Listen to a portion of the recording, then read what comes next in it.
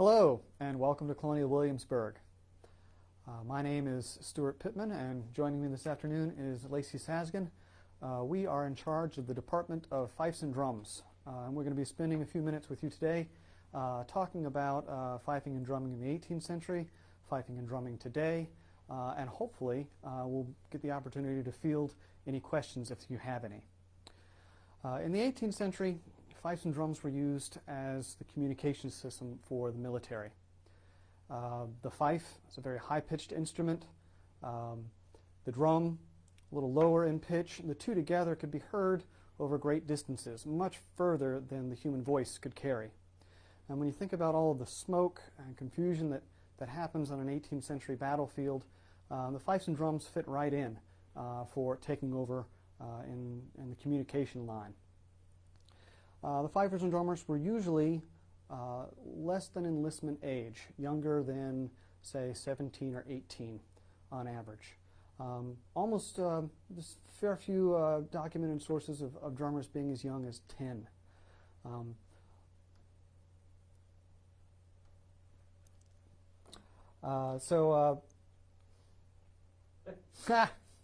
In our program here, our fifers and drummers in the 21st century range from 10 to 18 in an effort to accurately reflect all of that. It's a little bit different because we do have male and female musicians here, but we do try and keep our age range more appropriately. Obviously, there is adult staff. There are 4 adults who help manage this. Stewart and myself are the supervisors for this program, and then we have 2 part-time staff who are not with us today.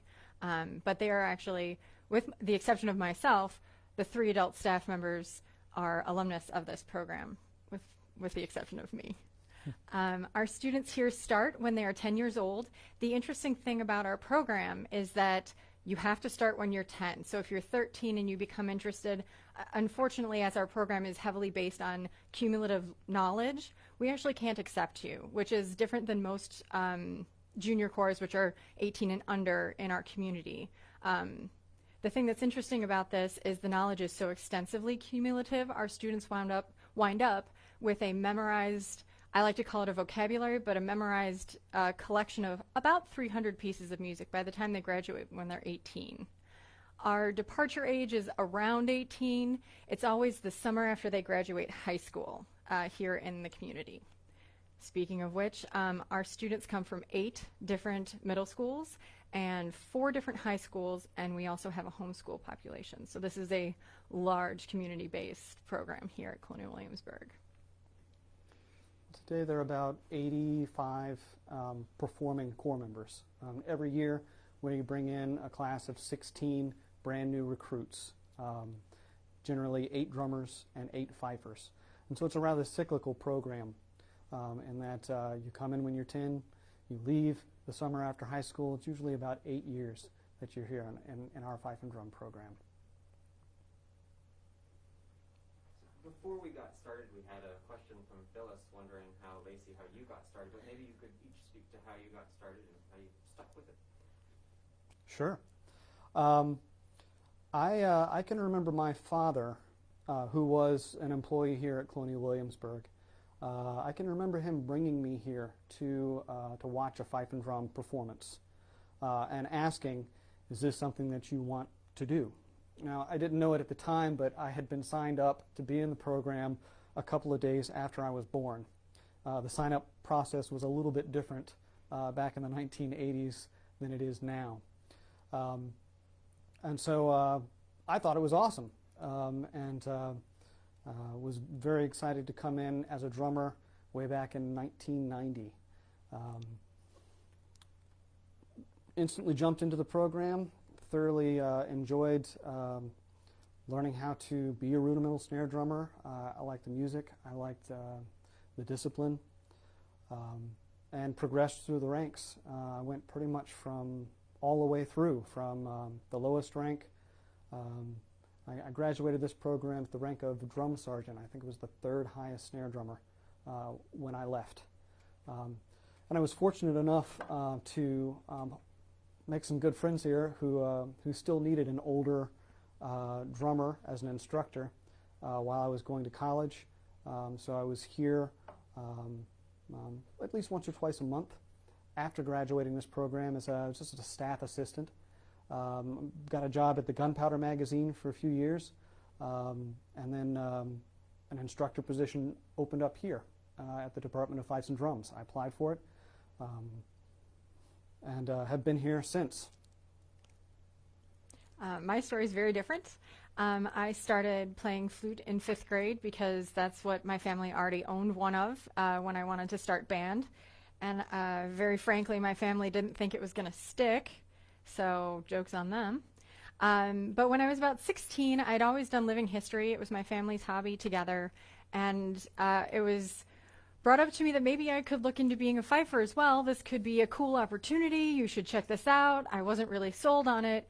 But actually a very close friend of mine essentially determined that I was going to be trying this out. And my first performance was the Macy's Thanksgiving Day Parade in 1999, which was quite a learning curve, considering I'd started about 2 months prior. But the bug bit me, and I was stuck doing this wonderful thing for a very long time. It took me from Illinois, where I earned my degree in music performance, to Boston for the past 10 years. And then I was very lucky. Stewart interviewed me, and I was able to start working here in Virginia in the last 4, I think I've been here for 4 years. So, Time flies. yeah, it does. So we have a question from Shane who wanted to know, are the kids, or how are they practicing during this time of quarantine? Well, we certainly hope they're practicing during this time of quarantine. We've had to do what a lot of other folks that their jobs demand that they have interaction with their employees do. We are relying very heavily on Zoom to sit down and work with our students one-on-one. And they're also able to, when they practice at home and they have something that they are ready to pass off or demonstrate that they have memorized and can play perfectly. Again, we use Zoom to sit down and watch them play, listen, and then of course we get the opportunity to give feedback and then check that requirement off, and then they can move on to the next piece of music that they're working on. So it's a little strange. You know, my entire time here at Colonial Williamsburg Fifes and Drums, the interaction with someone is right there. You know, they're 6 feet in front of you playing. It's the weirdest thing to put someone to attention through social media. Through the internet, yes. Through the internet. It was very... Hi there. Okay, you want me to go the other way? If you don't mind. Okay, If you don't mind. no problem. So we're standing in the lobby of our building. Another thing that is unique to Colonial Williamsburg, to somewhat explain what just happened, was that we have a building that is built specifically for us. So we're in our lobby, and you can see we have a couple of cases here, but behind us is a very large rehearsal hall and several soundproof rooms. So it's a building that is built extensively for our use here at Colonial Williamsburg. It's not one of the restored area buildings, so it's a nondescript brick box that is oddly near the stables because that's where the land was, but occasionally we do get visitors who can't see through our plate glass windows because they're reflective. So we had a couple of questions, one from Laura and another from Dawn, but they both basically are about how one becomes a member of the Fife and Drum. Do you need to live in Virginia? Is there a tryout? Maybe you could speak to that process. Sure. Yes. Actually, the criteria for how you become a member of Colonial Williamsburg is a little bit different than when Stewart was signed up as a baby. We're much more interested in making sure our students want to be here rather than their parents want them to be here. So our process as it stands now is that the year that a student would turn 10, so if they are 9 in January but they turn 10 in November, they can sign up that year. So they sign up to come in, and there's a couple of layers to this process. Our program isn't for everyone. The militaristic attitude, the very strict regimented style isn't for every student. I wish I could say I would have thrived in this environment, but that's really unlikely, to be honest. But we make sure that they can come in and observe. So we have small groups of students come in on Saturdays, which would be the days that they normally would come in and work. And they see exactly what they would be doing that fall. And if they like it, they can fill out an application and decide to come back, or they can just say no thank you and head out. And that's okay. Like, it's not for everybody. If you are interested, we do invite you into an interview. So something that might not be really recognized here is that all of our students from the rank of private, so the first year is a volunteer year. They're considered registered volunteers here at Colonial Williamsburg. But after they pass off their tunes, as soon as they receive their uniform, they are employees of the Colonial Williamsburg Foundation and are treated as such. So they get a paycheck for their performances and everything like that. But they do have to go through a job interview, which is rather daunting, I would think, for a 10-year-old, but they are absolutely impressive. It's fairly harrowing for us. Yes. It is very fun. I mean, I wish I could say that it's very serious all the time, but our students are wonderful. They're smart and they're funny, and I love seeing their personalities come out. There's 3 adults, and the first part of the interview happens with their parents, and the second part of the interview happens with just them and us to see that, you know, they want to talk to us and they'll be okay with speaking with us, and they never disappoint. Our students are pretty exceptional that way. So once they're hired in, they progress through our rank system. So you pass off the first set of 10 tunes. Stewart has a great way of describing this. You do it in interviews. Well, each corps, we actually have 2 fife and drum corps here. We've got a junior corps and we have a senior corps. You start in the junior corps, and each group has 3 tiers. So once you've finished your year as a junior volunteer, as a recruit, you're issued a uniform, you start performing regularly, and we give you the next list of tunes to pass off at the rank of private. It's about a dozen or so tunes and 35 marches. You have to have 35 marches under your belt before you move up to the rank of fifer or drummer, depending on which instrument you play. We will give you 2 weeks to acclimate to that new rank, and then we give you the next list of tunes, another dozen tunes that are a little bit harder, an additional music theory test. You work through those pieces of music and ascend to the rank of Lance Corporal. And that's the top of the junior corps. Those members at the top get a little more responsibility. They get an extra performance during our regular work week. And they start working on music in the senior corps. And the senior corps got 3 more tiers as well. When you move into the senior corps, you get issued that red regimental coat. There's a music theory test again. You get another bunch of tunes to learn. You work through those, and you work on your personal, your public speaking skills, and that so that you're able to demonstrate your instrument for guests, and then take questions and answers afterwards. You ascend to the rank of sergeant. The rank of sergeant gives you even more responsibility. That's where we start asking. We ask a lot of our sergeants to start teaching classes, and this is a peer instructive program. There are 85 some odd kids and only 4 adults. So we utilize the middle of the senior corps and up to help teach those younger junior corps members. So you get more and more experience there and start working on our hardest music to ascend to the rank of fife sergeant or drum sergeant, again, depending on which instrument you play. And so 3 tiers, 6 steps all the way from, well, really 7. You come in as a junior volunteer, a recruit, and you've got private, fifer or drummer, or corporal in the junior corps, and then the senior corps you've got corporal, sergeant, and then fife sergeant or drum sergeant. It generally takes about 6 to 8 years to get all the way through that process. Shane was wondering how you determine what instrument, fife or drum, will a new recruit play? We ask them. Typically they have a very strong feeling in mind. We've had sets of siblings where it's very entertaining, or at this point we have parents and children where they will specifically pick the other instrument that their parent or sibling did not play, but that doesn't necessarily work. We have 2 brothers who are fifers right now. So we typically ask them if they don't mind. We look and see what we would have different needs for. So we look at the group as a whole, how they can, you know, what we need based on the next 8 years. The interesting thing is when we take a new class in, we have to think about the longevity of the program. So this group of people we are going to work with for 8 years. So you have to make sure that they are set up for success 8 years into the future in terms of programming, music that they're going to learn, how all of that works is a very forecasted type of thing. So yeah, pretty much we ask them. They need to know that, and we usually let them know, we only have, every year, we've only got 8 spots for fife and 8 spots for drum. So once all of the 5 spots are open, we can only offer a drum position, or vice versa. Thank you. We've got questions from both Laura and Patricia wondering about the different uniforms you use, the different colors, what do those mean?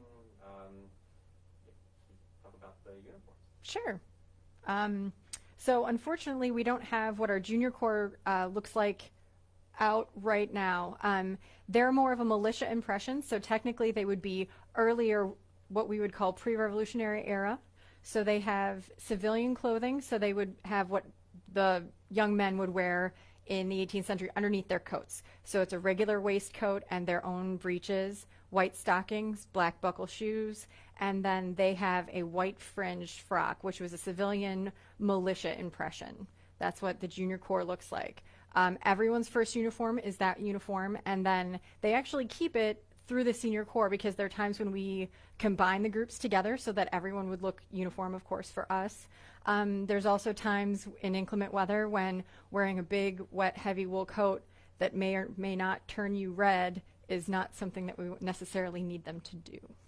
Want to talk about senior corps? Sure. The red coats that we wear do not signify that we are members of the British military. I think if we got a nickel for every time that we got to talk to guests about that. The standard tradition in Europe, which was carried over here to the colonies, was that the military music, the fifes and drums, would wear the opposite colors of the troops that they supported. So if a continental soldier wears a blue coat with red collars and cuffs, and these are called facings, then the field music, the fifers and drummers attached to that unit, would wear a red coat with blue collars and cuffs. And this did a couple of things. The reversed order of dress signified that whoever's wearing this red coat is unarmed and most likely under enlistment age. It's kind of a signal to not necessarily try to try to kill the wearer of that coat. It also makes it easier for the commanding officer of the troops, who's going to be wearing one of these blue coats. If he's looking at a company of men, that's like 70 or 80 some odd soldiers, and he needs to tell those soldiers to load their muskets quickly. He wants to find the field music to relay those messages. He's going to look for the two musicians in the red coats in that sea of blue coats. So it does help a little bit with trying to keep tabs on your communication system. John was wondering, how do you know what music they had to play in the 18th century? So a lot of our music is based on 18th century manuscripts that we have collected here at Colonial Williamsburg since the Fife and Drum Corps' inception and probably prior to that. The way we select tunes is there are tunes that were written specifically for field music, so duty calls. Those are things like load your musket, come eat dinner, stuff like that. So those are very clearly delineated just for fifes and drums. When we're looking at our more incidental music, there'll be country dancing and there'll be classical repertoire that we select here. And the way we do that is actually we look at 18th century manuscripts for other instruments.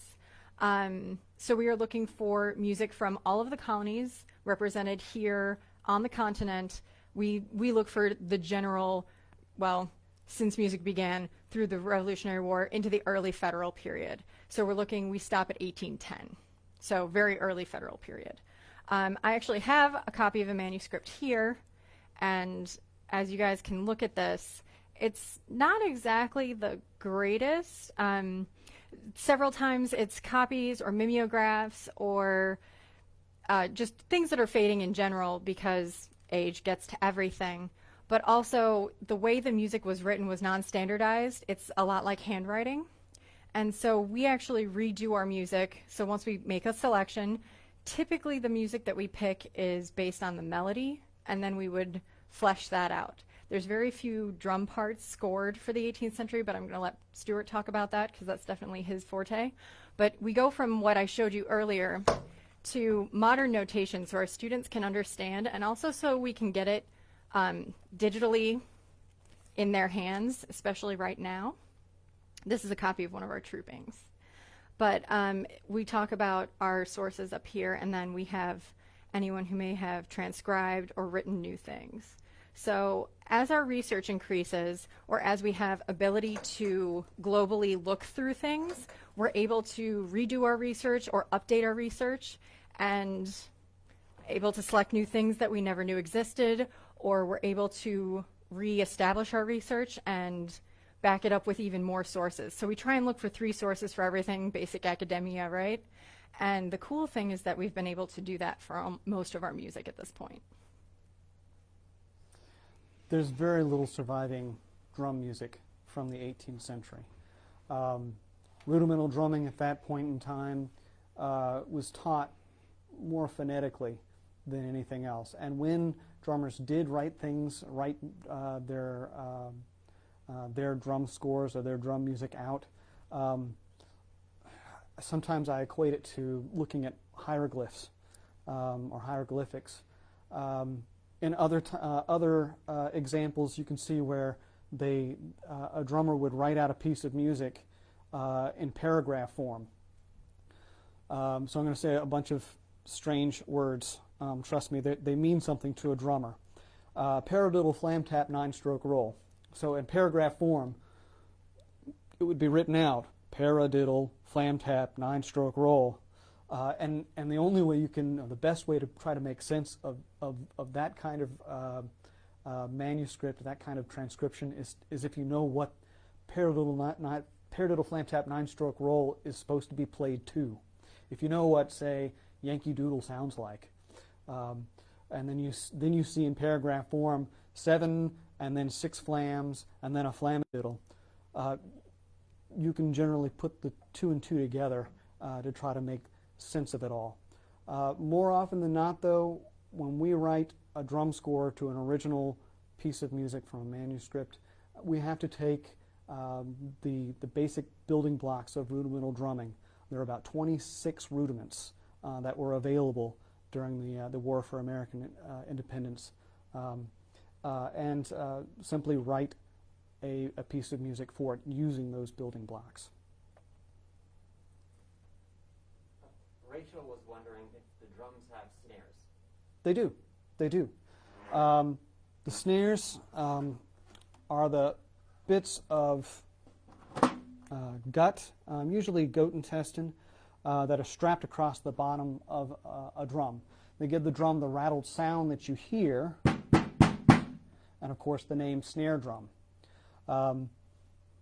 Without the snares, the drum tends to sound more like a tom. It doesn't really cut through a lot of the noise, the background noise that you would get in the middle of a battle.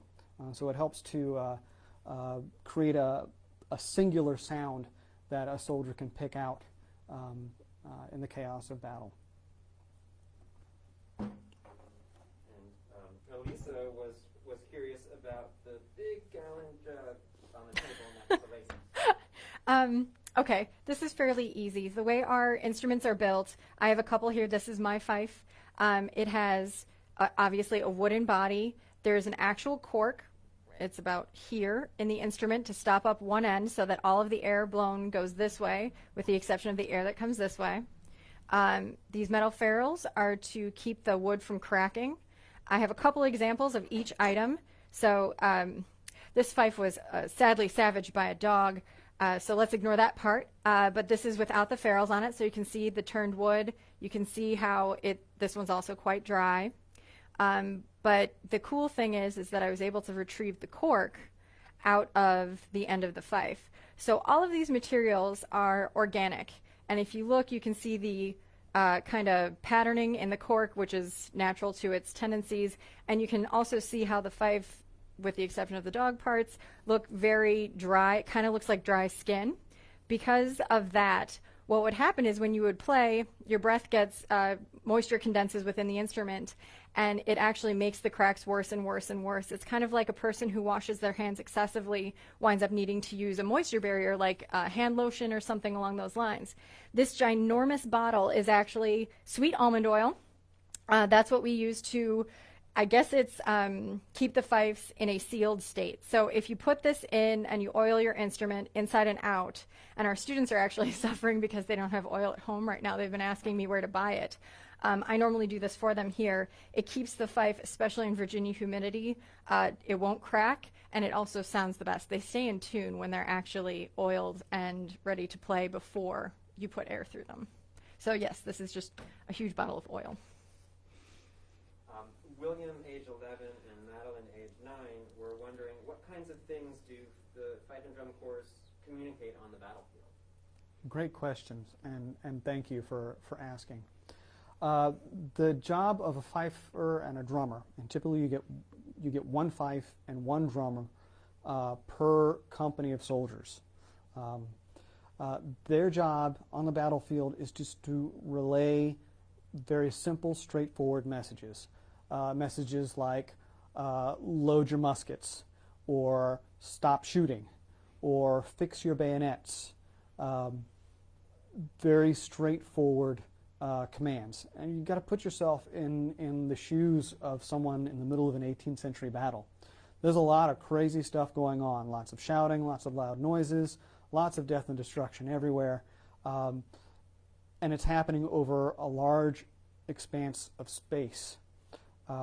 So these loud instruments are being used to relay those basic commands loud and clear for all of those soldiers to concentrate on in the middle of a battle. In camp, they would be doing other basic commands, same idea as what Stewart had to say, but we would have them play reveille, so everyone wake up. Tattoo, everyone go to sleep. Get wood, get water, eat lunch. Calling all sergeants. So it would be all the same style, very simple commands repeated often, but we were pretty much what the bugler wound up taking over. And yeah, pretty much what the satellite truck is now for the military. So Rick mentioned that he was sad to have to miss Drummers Call this year, and we also had Verna mention how much she loves Drummers Call, and I was wondering if you did anything similar to that in other areas and other states. So maybe could you tell us what Drummers Call is, and also talk about some of the events that you do beyond here at Colonial Williamsburg as well. All right. Well, Drummers Call is an annual celebration that we have here. It's kind of like a fife and drum muster, and we're usually able to invite and bring in fife and drum units from across the nation, as far west as Twin Peaks, California. Mountain Fifes and Drums. Hope someone out there is watching. Hope you guys are all doing well out there. We also get the opportunity to bring some international guests from Canada, but for the most part from New England. It's almost always held on Armed Forces Day, the third weekend in May. And we just have a blast all weekend, fifing and drumming up and down the Duke of Gloucester Street. We do get the opportunity to go to other fife and drum musters. I was just coming up on Facebook memories for me. It was 2 years ago that we were celebrating the battles of Lexington and Concord up in Massachusetts. So we do get the opportunity to travel up to New England every now and then and visit other fife and drum corps. So we have time for one last little volley of questions here. Larry was both about battlefield communications. Larry was wondering about, well, what if the other side hears what's communicating? Would they be able to know what the the fife and drums are signaling, and Daniel was wondering what happens if that line of communication goes down. Those are both good. Good. I can start with the first one. So we always get this because the Continental Army at the time was mostly comprised of British subjects or people who were tired of being British subjects, right? They would have had the same duty calls, the same signals as their opponents potentially. Well, the good thing about that is if they want to surrender, and you know that they want to surrender, it's nothing but good stuff. Also, when they're, priming and loading their muskets, it's not going to be a surprise to the guys on the other side that you're getting ready to shoot at them. So at some points, they would be able to understand each other, but it wasn't anything that needed to be kept a secret. The other thing is at times we would have literally different countries. So the set of duty calls for Germany is vastly different than the British set. There are French calls. We have a Spanish book actually in our library that we haven't super delved into. They are all different, but the important part was it wasn't necessarily needed to be a secret what we were asking them to do when we were being involved as field music. Dispatches and all sorts of other things were quite a different kind of critter, but it wasn't something we were necessarily relaying. And as far as what happens if that communication system were to go down, I mentioned earlier you get one fifer and you get one drummer per company. You hope that either in a battle, at least one or both musicians survive. But if the drummer were injured or no longer able to fife, no longer able to perform, the fifer would still be able to carry on. And if the fifer were unavailable, the soldiers should be able to recognize what a single drummer is signaling without the fife. Now, when a field musician gets old enough, it was rather common that they would set their fife or their drum down and pick up a musket and start operating as an infantry soldier. So if, say, you lost both field musicians in your company, there's a good chance you could find a former fifer or drummer somewhere in the ranks that might be able to take up and continue keeping those lines of communication up and going. I don't know that we have any documented instance where the lines of communication completely shut down. And if it did, I'm sure they just did a whole lot more shouting. So Stewart and Lacey, thanks for talking to everybody today and not having to shout at us. Do you have any final thoughts to share with everyone out there in the world before we say goodbye? It's a very interesting time to live in where all of the work that you do depends on you being around other people. And it's very difficult to figure out how to make that work. And I'm extremely impressed with our students for figuring out as much technology, though we might be maybe more behind the ball than they are. But it's been wonderful to be able to work with our students, even in these kind of trying times. I really appreciate that, and I miss them.